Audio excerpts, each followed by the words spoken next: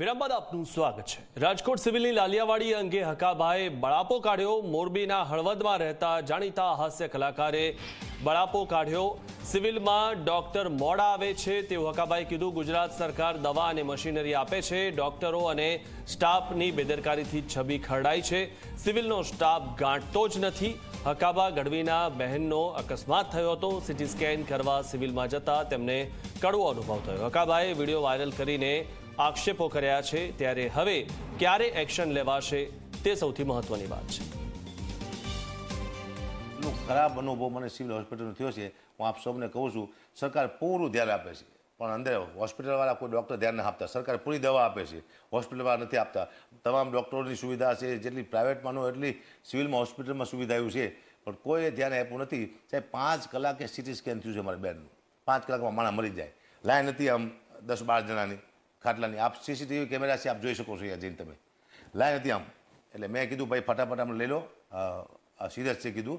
તો એ લુખો વાત કરતો, મેં ડૉક્ટર મારી સાથે વાત કરતો હતો કે વારો આવે ત્યારે આવે, બાકી ન આવે તો બે જાઓ શાંતિથી કે। કીધું ભાઈ હું હકાબા ગઢવી છું, કલાકાર છું, તું મારે આવું વર્તન ભાઈ તમે ડૉક્ટર સાહેબ આવું કરો છો તો નાના માણસ શું થયું છે અહીંયા? હું એ વિચાર કરું છું, નાના માણસ તમે શું જવાબ આપતા છો અહીંયા? મગજ તો ડૉક્ટર હોય ને, એ 3 કલાકે આવે છે। એટલે સરકારને કહું છું, હું અહીંથી આરોગ્ય મંત્રીને પણ કહું છું કે આપ ચોક્કસ ધ્યાન આપજો સિવિલ હોસ્પિટલમાં રાજકોટની, જેની માટે ગરીબ માણસો નભે છે। એવું હોય તો તમે તમારો કોઈ માણસ મોકલો, ગરીબ નાનો કોઈ વ્યક્તિ, ત્યાં કેવી સર્વિસ મળે તમને ખબર પડે ત્યાં। અને એટલું બેકાર સર્વિસ છે।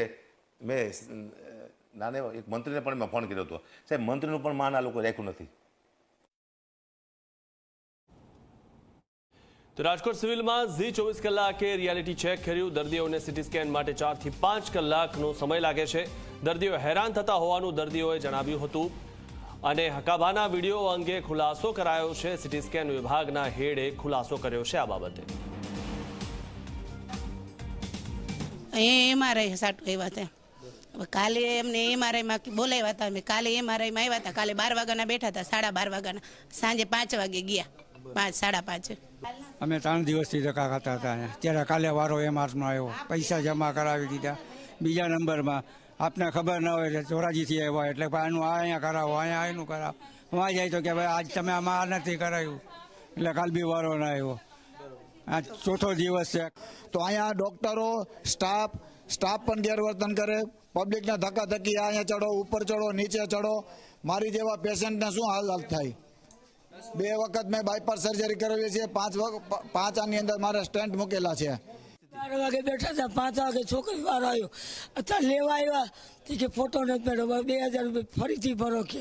ઘડી અમારે એક દીકરો 16 વર્ષનો દીકરો કમાય મેં ખાય છે, દીકરાની દીકરી છે, મારું કોઈ છે ને આધાર, કોઈનો આધાર નથી। અમને હેરાન કરે છે। અહીંથી તો વાં જાઓ, વાંથી અહીંયા જાઓ, મેં કાલના હેરાન થાય છે।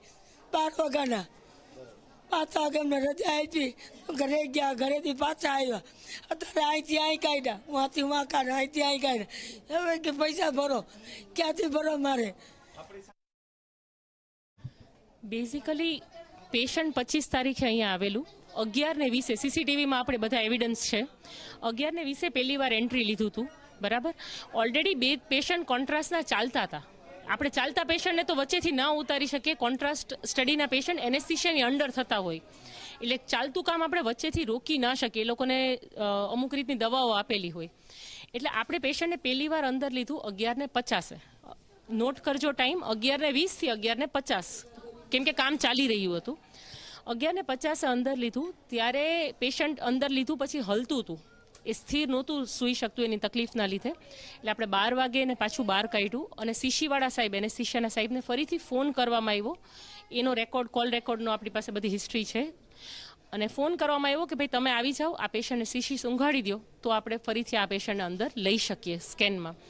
અને 12:10 એ લોકો 12:06 સર્જરીના સાહેબ સાથેનો કોલ રેકોર્ડ છે, 12:10 એનેસ્થિશિયાના સાહેબનો કોલ રેકોર્ડ છે અમારી પાસે। એ લોકો સાહેબો આવ્યા, પછી સ્કેન થયું, અને વહેલામાં વહેલી તકે આપણે એને રિપોર્ટ આપીને, હજી તો પેશન્ટ ભાનમાં આવે એનેસ્થિશિયામાં, ત્યાં તો આપણે હાથમાં રિપોર્ટ આપી દીધો હતો અને પેશન્ટને જવા દીધું હતું। તો રાજકોટ સિવિલની કામગીરી પર સવાલ ઉઠાવવાનો મામલો, હાસ્ય કલાકાર હકાબા ગઢવીએ અનેક સવાલ ઉઠાવ્યા। ઇન્ચાર્જ સિવિલ અધિક્ષક રાહુલ ગંભીરે નિવેદન આપ્યું। એ સમયે અન્ય પેશન્ટ ચાલતું હતું સિટી સ્કેનમાં અને તેમના પેશન્ટ હલતા હોવાથી બેભાન કરવા પડ્યા. ત્યારે આ બંને બાબતોના કારણે વધુ સમય લાગ્યો. ઇમરજન્સી હોય તેવા દર્દીના સિટી સ્કેન માટે તબીબ સાથે જાય છે. ઓલરેડી એક દર્દી એની તપાસ ચાલુ હતી અને આગળના દર્દીને બેભાન કરીને સિટી સ્કેન કરવાનું થતું હતું, એટલે એની એ તપાસ વચ્ચે રોકાઈ શકે એમ નહોતી. એટલે એટલી વાર સુધી અમને સમજાવીને વાત કરી હતી કે એક દર્દીનું પૂરું થાય ત્યારે લઈ લઈ. બીજા જે ફર્સ્ટ એટલે રિલેટિવલી સ્ટેબલ પેશન્ટ હતા એમનો થોડી વાર રાહ જોડાવીને અમને આગળ લઈ જ લીધા હતા. પણ ઓલરેડી જે દર્દીની તપાસ ચાલુ હતી એની પૂરી કરવી જરૂરી. જે વોર્ડથી સિટી સ્કેન લઈ જવામાં તકલીફ થાય એવું લાગે અમને તો ડૉક્ટર પણ સાથે જાય છે. ઘણીવાર એવું પણ થાય કે ડૉક્ટર પણ સાથે જાય અને સિટી સ્કેન વિભાગ આરે એનું વાતચીત પણ થઈ ગઈ હોય છે કે આ દર્દી બહુ ક્રિટિકલ છે, રાહ જોડાવાય એવું નથી, તો એવું પણ કરતા હોય છે.